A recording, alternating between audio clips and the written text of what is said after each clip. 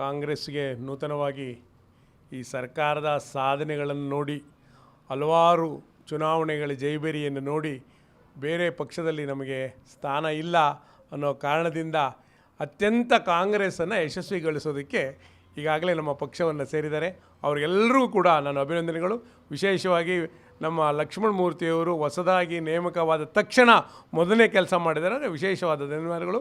ಮತ್ತು ಬ್ಲ್ಯಾಕ್ ಅಧ್ಯಕ್ಷರುಗಳು ಎಲ್ಲರೂ ಸೇರಿ ಈ ಒಂದು ಕಾಂಗ್ರೆಸ್ ಪಕ್ಷದ ಬುನಾದಿಯನ್ನು ಕಟ್ಟೋದಕ್ಕೆ ಎಲ್ಲ ಪಕ್ಷಗಳಿಂದ ಯಾರು ಪಕ್ಷದಲ್ಲಿ ಬೇರೆ ಪಕ್ಷದಲ್ಲಿ ಸ್ಥಾನಮಾನಗಳಿಲ್ಲ ಅಂಥವ್ರನ್ನ ಕರೆದು ಇಲ್ಲಿ ಸ್ಥಾನಮಾನವನ್ನು ಕೊಡುವಂಥ ಕಾರ್ಯಕ್ರಮ ಕೂಡ ಲಕ್ಷ್ಮಣ ಮೂರ್ತಿಯವರು ಹೇಳಿದ್ದಾರೆ, ಮಾಡಿಕೊಡ್ತಾರೆ ಅಂತೇಳಿ ಕೇಳ್ಕೊಂಡು ಧನ್ಯವಾದಗಳು.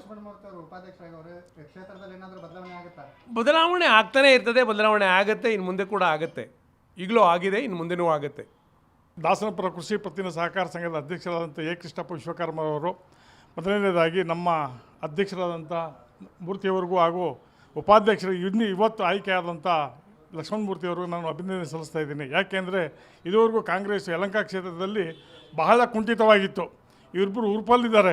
ಈ ಉರುಪಿನ ಒಂದು ಶಕ್ತಿ ಹೆಚ್ಚಾಗಿ ಒಂದು ಯಲಹಂಕ ಕ್ಷೇತ್ರ ಏನಿದೆ 4ನೇ ಬಾರಿಯಲ್ಲೂ ನಾವು ಕಾಂಗ್ರೆಸ್ನವರು ಮೇಲ್ಕೇಳಕ್ಕಾಗಿಲ್ಲ. ಈ ಬಾರಿನಾದರೂ ಅವರು ಕಾಂಗ್ರೆಸ್ನವ್ರು ಗೆಲ್ಲಿಸಿ ಅದರಲ್ಲಾದ್ರೂ 2028ಕ್ಕೆ ಏನಾದರೂ ಮರುವಿಂಗಡಣೆ ಆದರೆ ಇದೇ ಲಕ್ಷ್ಮಣ ಮೂರ್ತಿಯವರು ಈ ಕ್ಷೇತ್ರದ MLA ಕ್ಯಾಂಡಿಡೇಟ್ ಆಗಬೇಕು ಅಂತ ನಮ್ಮ ಆಸೆ. ಅದು ಖಂಡಿತ ಆಗಲಿ. ಯಾಕೆಂದರೆ ಜನಬಲನೂ ಇದೆ, ಧನಬಲನೂ ಇದೆ, ಎರಡೂ ಇದೆ. ಎರಡೂ ಇದರಿಂದ MLA ಆಗೋದ್ರಲ್ಲೇನು ಸಂಕೋಚ ಇಲ್ಲ, ಆಗ್ಬೋದು. ಅದಕ್ಕೆ ನಮ್ಮೆಲ್ಲರ ಒಂದು ಸಹಕಾರ ಕೊಡಲಿಕ್ಕೆ ನಾವು ನಿಷ್ಕಲ್ಮಶವಾಗಿ ರೆಡಿಯಾಗಿದ್ದೀವಿ. ಅದಕ್ಕೆ ಅವರು ಸ್ಪಂದಿಸಬೇಕಷ್ಟೇ. ಆಮೇಲೆ ಜನನೂ ಹಂಗೆ ಸ್ಪಂದನೆ ಮಾಡಿ ಈ ಕ್ಷೇತ್ರದಲ್ಲಿ ಕಾಂಗ್ರೆಸ್ನ ಉಳಿಸೋತಕ್ಕಂಥ ಒಂದು ಜವಾಬ್ದಾರಿ ನೀವು ತೋರಿಸಿದ್ದಾರೆ. ಅದಕ್ಕೆ ಸಂಪೂರ್ಣವಾಗಿ ಮಾಡ್ತಾರೆ ಅನ್ನೋ ಒಂದು ನಂಬಿಕೆ ನಮಗಿದೆ. ಖಂಡಿತ ಆಗಲೇಬೇಕು. ವಕೀಲರು, ಬೆಟ್ಟಳ್ಳಿ ಗ್ರಾಮ ಹಾಗೂ ಈ ಯಲಹಂಕ ಕ್ಷೇತ್ರದ ಪ್ರಚಾರ ಸಮಿತಿ ಉಪಾಧ್ಯಕ್ಷನಾಗಿದ್ದು ಈಗ ನೂತನವಾಗಿ ಆಯ್ಕೆಯಾಗಿರ್ತಕ್ಕಂಥ ಆರ್ ಲಕ್ಷ್ಮಣಮೂರ್ತಿಯವರು ಜಿಲ್ಲಾ ಕಾಂಗ್ರೆಸ್ನ ಉಪಾಧ್ಯಕ್ಷರಾಗಿದ್ದಾರೆ.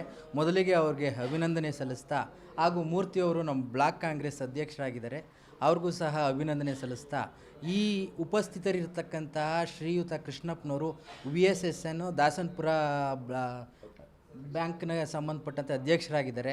ಹಾಗೂ ನಮ್ಮ ಯೂನಿವರ್ಸಿಟಿಯ ಸಿಂಡಿಕೇಟ್ ಮೆಂಬರ್ ಆಗಿರ್ತಕ್ಕಂಥ BD ಗಂಗರಾಜರವರು ಈಗ ತಾನೇ ನಮ್ಮ ಕಾಂಗ್ರೆಸ್ ಪಕ್ಷದ ಸಿದ್ಧಾಂತಗಳನ್ನು ಏನು ಅನುಸರಿಸ್ತೀನಿ ಅಂತ ಹೇಳಿ ನಮ್ಮ ಪಕ್ಷಕ್ಕೆ ಸೇರ್ಪಡೆ ಆಗಿರ್ತಕ್ಕಂಥ ರುದ್ರಮೂರ್ತಿಯವರು ಸಹ ಇಲ್ಲಿ ಹಾಜರಿರ್ತಾರೆ.